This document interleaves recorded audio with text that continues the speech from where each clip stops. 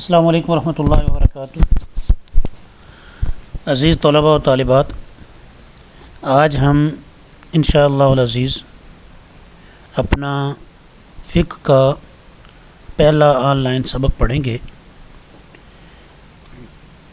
اس سے پہلے کا کورس ہم کلاس میں فزیکلی پڑھ چکے ہیں۔ اب چھٹیوں کے دوران حکومت پنجاب کے حکم کے مطابق آن لائن کلاسز ہوں گی۔ آپ ان کلاسز کو توجہ سے سنیے، کتاب اپنے پاس رکھیے یا ڈسپلے میں کتاب کا متن شو ہو رہا ہے، اس کو توجہ سے دیکھ کے ساتھ لیکچر سنیے، اور پورا لیکچر سننے کے بعد ویڈیو کے کمنٹ سیکشن میں اپنا رول نمبر لکھ کے حاضری لگوا دیجیے۔ آج کا ہمارا سبق ہے باب صفت الصلاۃ، باب نماز کی صفت کے بیان میں۔ صفت سے مراد یہاں پہ نماز کا طریقہ ہے۔ ماقبل سے مناسبت، اس سے قبل امام قدوری نے مقدمات نماز کو بیان فرمایا ہے، یعنی نماز سے پہلے جو چیزیں انشور کرنا ضروری ہیں، یقینی بنانا، یعنی نماز کی جن کو شرطیں کہتے ہیں۔ اب یہاں سے اصل مقصود یعنی نماز کو بیان فرما رہے ہیں۔ صفت کے لغوی معنی خوبی، صفت سے مراد نماز کی وہ حیت، وہ شکل، وہ ڈھانچہ جو اس کے ارکان اور عوارض سے حاصل ہو۔ ارکان نماز کے اندر کے جو 6 فرائض ہیں ان کو کہتے ہیں، عوارض ارکان کے علاوہ دیگر جو نماز کے اعمال ہیں، ان سب کے ملنے سے جو شکل بنتی ہے نماز کی، اس کو صفت الصلاۃ کہتے ہیں، یعنی نماز کا طریقہ، جیسے قیام، قعود بیٹھنا، رکوع، سجدہ وغیرہ۔ عبارت میں پڑھتا ہوں، توجہ سے عبارت کو بھی سنیے، اس کا ترجمہ بھی سمجھیے۔ فرائض الصلاۃ 6، نماز کے فرائض 6۔ التحریمہ، سب سے پہلا تکبیر تحریمہ کہنا، والقیام، اور دوسرا قیام کرنا، والقراءۃ، اور تیسرا قرآن کریم پڑھنا، والرکوع، اور چوتھا رکوع کرنا، والسجود، اور پانچواں 2 سجدے کرنا، والقعدۃ الاخیرہ، اور چھٹا آخری قعدے میں بیٹھنا، مقدار تشہد، تشہد کی مقدار، یعنی اتنی دیر بیٹھنا جتنی دیر میں تشہد پڑھا جا سکتا ہے۔ وما زاد علی ذالک، اور جو اس سے زائد ہو، فہو سنت، پس وہ سنت۔ سوال یہ پیدا ہوتا ہے کہ فرائض کے علاوہ واجبات بھی تو ہیں، تو سب کو سنت کیوں فرمایا؟ تو اس کا مطلب یہ ہے، امام قدوری کا یہ کہنے کا مطلب فہو سنت، اس کا مطلب یہ ہے کہ ان چیزوں کا ثبوت سنت سے۔ ترجمہ، بامحاورہ ترجمہ جو نیچے لکھا ہے یہ آپ کو نظر آ رہا ہے، ہم تشریح کی طرف پڑھتے ہیں کیونکہ لفظی ترجمہ ہم کر چکے۔ نماز میں 6 چیزیں فرض ہیں۔ نمبر 1 نیت باندھتے وقت اللہ اکبر کہنا، نمبر 2 کھڑا ہونا، نمبر 3 قرآن کریم میں سے کوئی صورت یا آیت پڑھنا، نمبر 4 رکوع کرنا، نمبر 5 دونوں سجدے کرنا، نمبر 6 نماز کی اخیر میں جتنی دیر التحیات پڑھنے میں لگتی ہے اتنی دیر بیٹھنا۔ تکبیر تحریمہ فرض ہے، یہ نماز کا پہلا رکن ہے۔ اس کے فرض ہونے پہ دلیل، آپ صلی اللہ علیہ وسلم نے بغیر ترک کے اس پر ہمیشگی فرمائی ہے، یعنی آپ صلی اللہ علیہ وسلم نے لگاتار اس کو کیا ہے، کبھی بھی نہیں چھوڑا، تو یہ اس کے ضروری ہونے کی دلیل ہے۔ دوسرا فرض قیام ہے، اگر کھڑے ہونے اور سجدہ کرنے پر قدرت حاصل ہے تو نماز کھڑے ہو کر پڑھنا فرض ہے، یعنی صرف کھڑے ہونے پہ قدرت کافی نہیں ہے قیام فرض ہونے کے لیے، بلکہ جو آدمی زمین پہ سجدہ بھی کر سکتا ہو ایسے آدمی کے لیے قیام فرض ہے۔ ایک آدمی کھڑا ہو سکتا ہے لیکن سجدہ زمین پہ نہیں کر سکتا کسی عذر کی وجہ سے، تو ایسے آدمی پر قیام فرض نہیں ہے۔ اگر ویسے قیام کرتا ہے تو کوئی حرج کی بات نہیں، لیکن قیام اس پر فرض نہیں۔ قیام کے فرض ہونے کے دلیل، یعنی جو آدمی کھڑے ہونے اور سجدہ کرنے پہ قادر ہے اس کے لیے قیام کے فرض ہونے کی دلیل، اللہ تبارک و تعالیٰ کا ارشاد ہے، وقوموا للہ قانتین، کھڑے رہو اللہ کے واسطے فرما بردار ہو کر۔ تو یہ قوموا امر ہے، تو اس سے پتہ چلا کہ کھڑے ہونا ضروری ہے۔ تیسرا فرض قراءت ہے، قرآن کریم پڑھنا، اللہ تبارک و تعالیٰ کا ارشاد ہے، فَقْرَؤُوا مَا تَيَسَّرَ مِنَ الْقُرْآنِ، بس تم پڑھو جو آسان ہو قرآن سے۔ اور یہ آسان کتنا ہے؟ اصح قول کے مطابق، یعنی زیادہ صحیح قول کے مطابق فرض قراءت ایک آیت ہے. چھوٹی سے چھوٹی آیت بھی اگر پڑھ لیں گے تو قراءت کا فرض ادا ہو جائے گا. ہاں جب بات آئے گی واجب ہونے کی تو پھر 3 چھوٹی آیتیں کم از کم یا ایک بڑی آیت. لیکن فرض ادا ہونے کے لیے ایک چھوٹی آیت پڑھنا بھی کافی. چوتھا فرض رکوع اور 5واں فرض سجود، یہ دونوں سجدے. ان دونوں فرائض کی فرض ہونے کی دلیل ورکعوا واسجدوا، اللہ کا حکم ہے رکوع کرو اور سجدہ کرو، یہ ان کے فرض ہونے پہ دلیل ہے.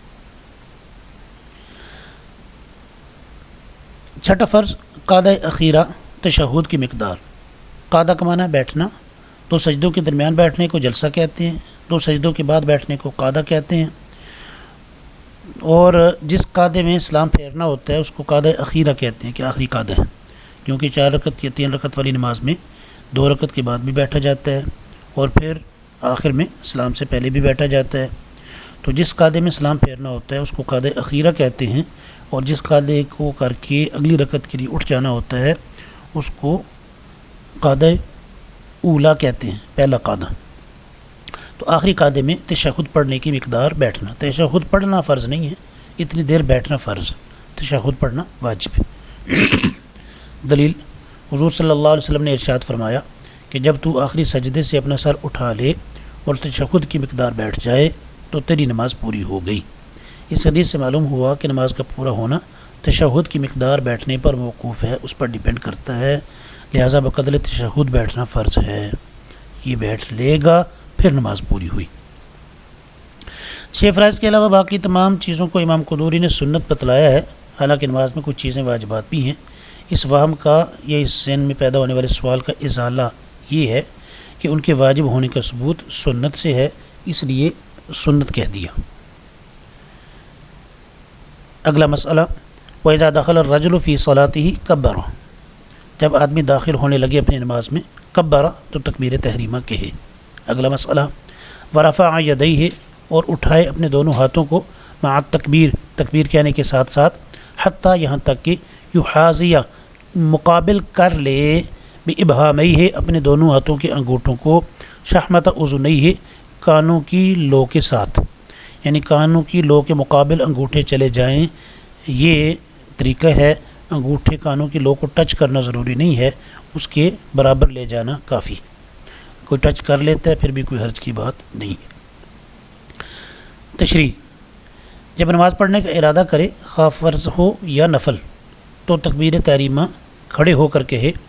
مرد اپنے دونوں ہاتھ تکبیر کے ساتھ ساتھ اتنے اٹھائے کہ دونوں انگوٹھے دونوں کانوں کی لو کے مقابل ہو جائیں، اور عورتیں صرف سینے کے برابر ہاتھ اٹھائیں گی، یعنی ہاتھوں کے اوپر والے حصے وہ ان کے کندھوں کے برابر ہو جائیں گے. بوقت تکبیر تحریمہ رفع یدین کہاں تک کیا جائے، اس بارے میں 2 مذہب ہیں. اختلاف الائمہ: ائمہ ثلاثہ کے نزدیک دونوں ہاتھ مونڈوں تک اٹھانا مسنون ہے. ائمہ ثلاثہ سے مراد امام مالک، امام شافعی اور امام احمد بن حنبل رحمۃ اللہ علیہ. مونڈے اور کندھے یہ دونوں الفاظ اردو میں استعمال ہوتے ہیں، اس لیے یہاں پہ مصنف نے مونڈوں کا لفظ لکھا ہے. دلیل کیا ہے جی؟ ائمہ ثلاثہ کی دلیل کیا ہے؟ حضرت عبداللہ بن عمر رضی اللہ تعالیٰ عنہما کی روایت میں ہے، رأیت النبی صلی اللہ علیہ وسلم اذا قام فی الصلاۃ رفع یدیہ حتی تکونا حذاء منکبیہ. آپ صلی اللہ علیہ وسلم نماز کے لیے کھڑے ہوتے تو اپنے ہاتھ اٹھاتے یہاں تک کہ وہ آپ کے کندھوں کے برابر ہو جاتے. اس کا جواب یہ ہے کہ آپ کی پیش کردہ روایت عذر کی حالت پر محمول ہے، یعنی حدیث کا جواب نہیں ہے، بلکہ حدیث کو جو دلیل کے طور پہ پیش کیا تو اس بات کا جواب ہے کہ یہ حدیث آپ کی دلیل نہیں بنتی. تو آپ کی پیش کردہ روایت عذر کی حالت پر محمول ہے. وہ یہ ہے کہ صحابہ اکرام سردی کے زمانے میں موٹے کپڑے پہنتے تھے اور موٹی موٹی چادریں اوڑھ لیا کرتے تھے. شدت سردی کی وجہ سے صرف مونڈوں تک ہاتھ اٹھایا جاتا تھا، تو اس لیے جس نے اس وقت دیکھا اس نے یہ بات ذکر کر دی. دوسرا مذہب کا معنی جانے کا راستہ، یعنی دین ہمارا اسلام ہے، مذہب ہمارا حنفی ہے. حنفیہ کے نزدیک یعنی اس دین کی منزل تک پہنچنے کا راستہ. حنفیہ کے نزدیک ہاتھوں کو کانوں کے برابر کر کے اس طرح اٹھائے کہ دونوں انگوٹھے کانوں کی لو کے برابر ہو جائیں، یہ مسنون ہے. یعنی اوپر انگلیوں کے جو سرے ہیں وہ سر کے برابر چلے جائیں گے اور انگوٹھے کانوں کے برابر ہوں گے اور ہاتھوں کا نچلا حصہ جو ہے کندھوں کے برابر ہوگا۔ دلیل حضرت انس رضی اللہ تعالیٰ عنہ کی روایت ہے، ایک منٹ،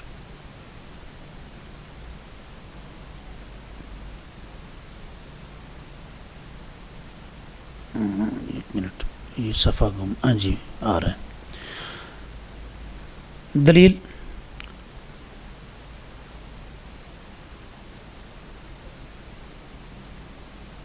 حضرت انس رضی اللہ تعالیٰ کی روایت میں ہے کہ جب حضور صلی اللہ علیہ وسلم تکبیر کہتے تو اپنے دونوں ہاتھ اپنے کانوں کے مقابل کر کے اٹھاتے۔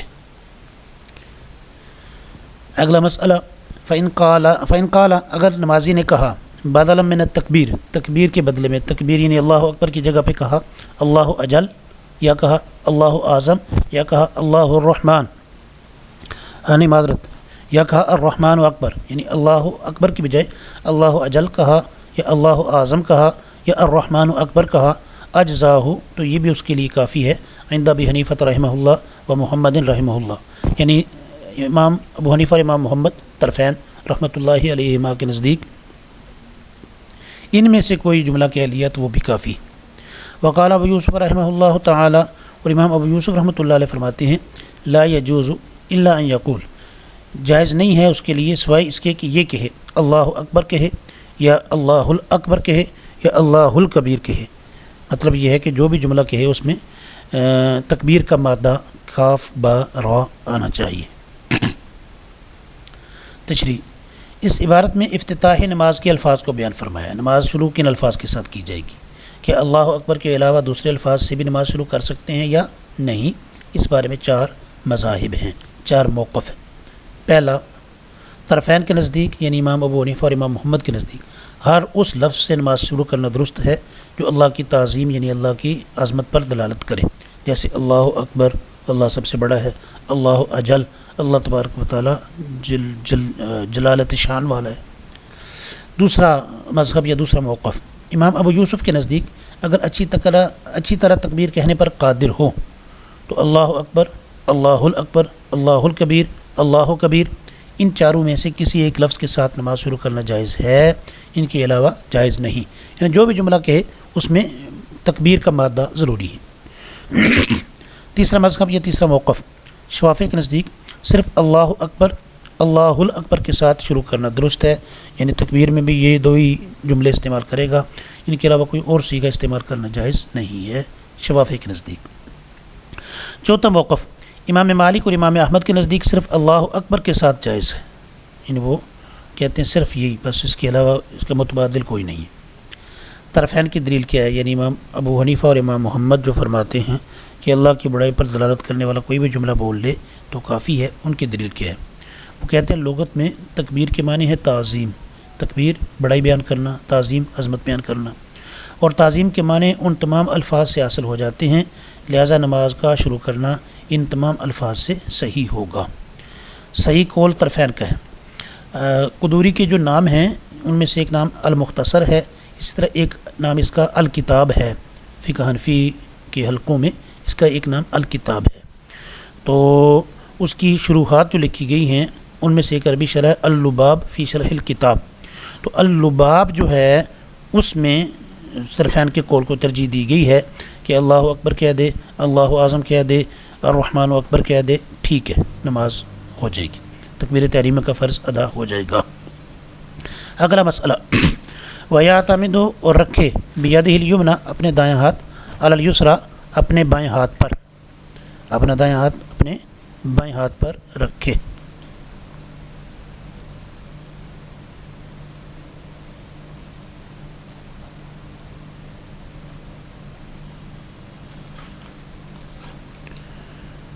یہ صفحہ دائیں بائیں ہو جاتا ہے اچانک۔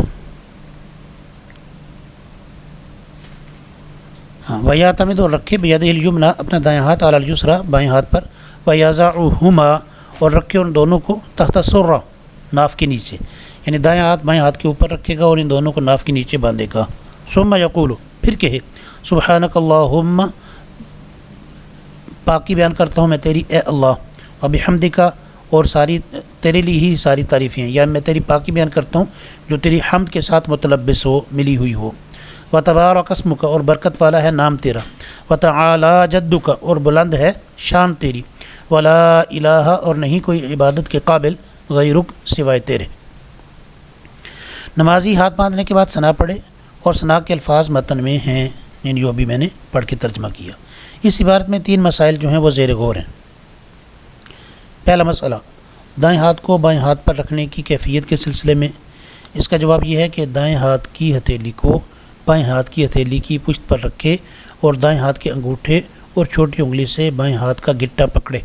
گٹا، جس کو ہم پنجابی میں گٹا کہتے ہیں، اس کو اردو میں ٹخنا کہتے ہیں، اور یہ جس کو اردو میں گٹا کہتے ہیں یہ وہ ہے جو ہاتھ کا جوڑ ہوتا ہے، جس جوڑ کے ساتھ ہاتھ اور کلائی جڑے ہوئے ہوتے ہیں۔ تو اس طرح پکڑ لے دائیں ہاتھ کے ساتھ بائیں ہاتھ کے اس جوڑ کو۔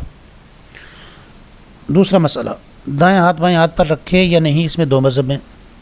امام مالک کے نزدیک خواہ ہاتھ باندھ لے خواہ چھوڑ دے اختیار ہے، لیکن ان کے نزدیک چھوڑنا زیادہ بہتر ہے، یعنی چھوڑنا عزیمت ہے، باندھنے کی رخصت ہے ان کے نزدیک۔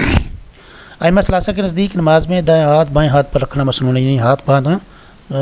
امام ابو حنیفہ، امام شافعی اور امام احمد بن حنبل، ان تینوں کے نزدیک ہاتھ چھوڑنا یا ہاتھ چھوڑ کے نماز پڑھنا سنت نہیں ہے، بلکہ ہاتھ باندھنا سنت ہے۔ دلیل کیا ہے؟ حضرت علی رضی اللہ تعالیٰ عنہ کا ارشاد گرامی ہے، میں نے سنت میں سے یہ بات ہے، یعنی مسنون ہے یہ، ان یضع المصلی، یہ کہ رکھے نماز پڑھنے والا یمینہ، اپنے دائیں ہاتھ کو، علی شمالی، اپنے بائیں ہاتھ پر، یعنی ہاتھ باندھے لٹکا کے نہ پڑھے۔ تیسرا مسئلہ، محل وضع کہاں ہے، کیا ہے؟ یعنی محل کا معنی جگہ، وضع کا معنی رکھنا، دونوں ہاتھ رکھنے یا باندھنے کی جگہ کون سی ہوگی؟ یعنی بایاں دائیں پہ باندھ لیا، اب ان دونوں کو کہاں پہ باندھنا ہے؟ اس بارے میں 2 مذہب ہیں۔ امام شافعی رحمۃ اللہ علیہ کے نزدیک سینے پر ہاتھ رکھنا افضل ہے۔ دلیل کیا ہے؟ وائل بن حجر رضی اللہ تعالیٰ عنہ کی حدیث کے الفاظ ہیں، صلیت مع رسول اللہ صلی اللہ علیہ وسلم، میں نے نبی کریم صلی اللہ علیہ وسلم کے ساتھ نماز پڑھی، فوضع یدہ، پس آپ نے رکھا اپنے ہاتھ کو، علی یدہ الیسری، اپنے بائیں ہاتھ پر، علی صدرہ، اپنے سینے پر۔ امام شافعی کی دلیل ہے کہ سینے پر باندھنا افضل ہے۔ جواب اس کا، یعنی ان کی اس دلیل کا جواب، اس حدیث کی سند میں مقبل بن اسماعیل ہیں جو مکمل ضعیف ہیں، اور لفظ علی صدرہ کو ان کے علاوہ کسی اور نے نقل نہیں کیا، یعنی اسی حدیث کی صحیح اسناد بھی ہیں، لیکن جو صحیح اسناد ہیں ان میں علی صدرہ کا اضافہ نہیں ہے، بس اتنی بات ہے کہ میں نے آپ صلی اللہ علیہ وسلم کے ساتھ نماز پڑھی، آپ نے دائیں ہاتھ کو بائیں ہاتھ پر باندھا، لیکن دونوں ہاتھوں کو کہاں باندھا؟